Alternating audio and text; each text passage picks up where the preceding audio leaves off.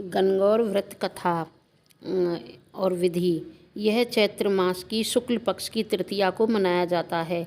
इस दिन सौभाग्यवती स्त्रियां व्रत रखती हैं। कहावत है कि इस दिन पार्वती ने भगवान शंकर से सौभाग्यवती रहने का वरदान प्राप्त किया था तथा पार्वती ने अन्य स्त्रियों को सौभाग्यवती रहने का वरदान दिया था। पूजन के समय रेणुका की गौर बनाकर उस पर महावर और सिंदूर चढ़ाने का विशेष प्रावधान है। चंदन, अक्षत, धूप बत्ती, दीप, नैवेद्य इसे पूजन करके भोग लगाया जाता है। विवाहित स्त्रियों को गौर पर चढ़ाए सिंदूर को अपनी मांग में लगाना चाहिए। आइए अब हम आपको गणगौर की कथा सुनाते हैं।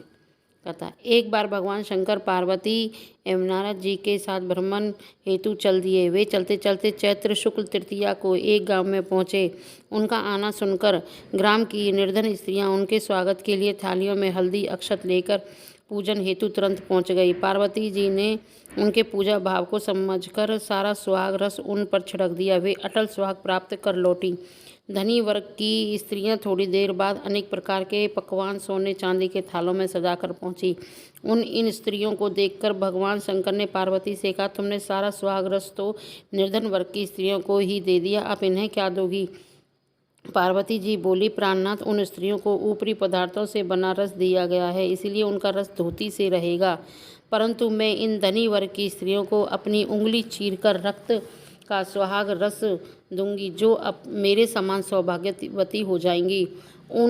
जब उन स्त्रियों ने पूजन समाप्त कर लिया, तब पार्वती ने अपनी उंगली चीरकर उस रक्त को उनके ऊपर छिड़क दिया। जिस पर जैसे छींटे पड़े उसने वैसा ही सुहाग पा लिया।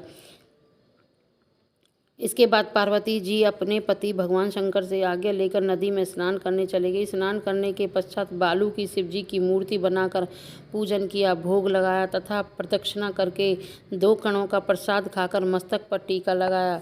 उसी समय पार्थिव लिंग से शिवजी प्रकट हुए तथा पार्वती को वरदान दिया, आज के दिन जो स्त्री मेरा पूजन और तुम्हारा व्रत करेगी उसका पति चिरंजीवी रहेगा तथा मोक्ष को प्राप्त होगा। भगवान शिव यह वरदान देकर अंतर्ध्यान हो गए।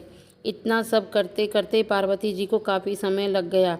पार्वती जी नदी के तट से चलकर उस स्थान पर आईं जहाँ पर भगवान शंकर व नारद जी को छोड़कर गई थी।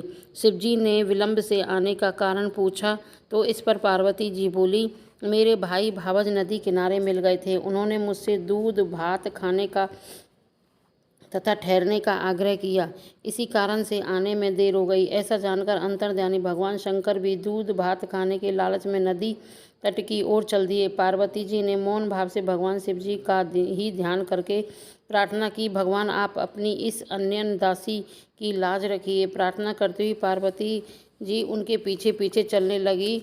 उन्हें दूर नदी तट पर माया का महल दिखाई दिया। वहाँ महल के अंदर शिवजी के साले तथा सलज ने शिव पार्वती का स्वागत किया। वे 2 दिन वहाँ रहे। तीसरे दिन पार्वती जी ने शिवजी से चलने के लिए कहा तो भगवान शिव चलने को तैयार न हुए।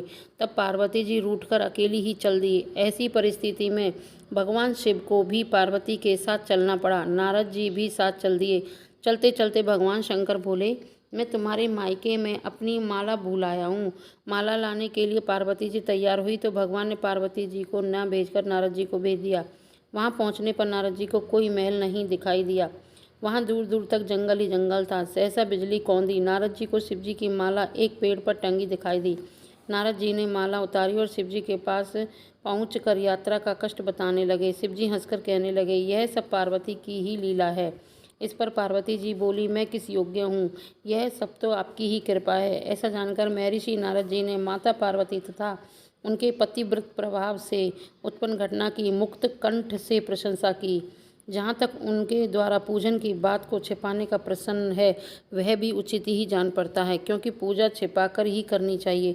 चूँकि पार्वती जी ने इस व्रत को छिपाकर किया था, उसी परंपरा के अनुसार आज भी पूजन के अवसर पर पुरुष उपस्थित नहीं रहते। बोल गणगौर मैया की जय, गणेश शिव जी भगवान की, गौरा मैया की जय।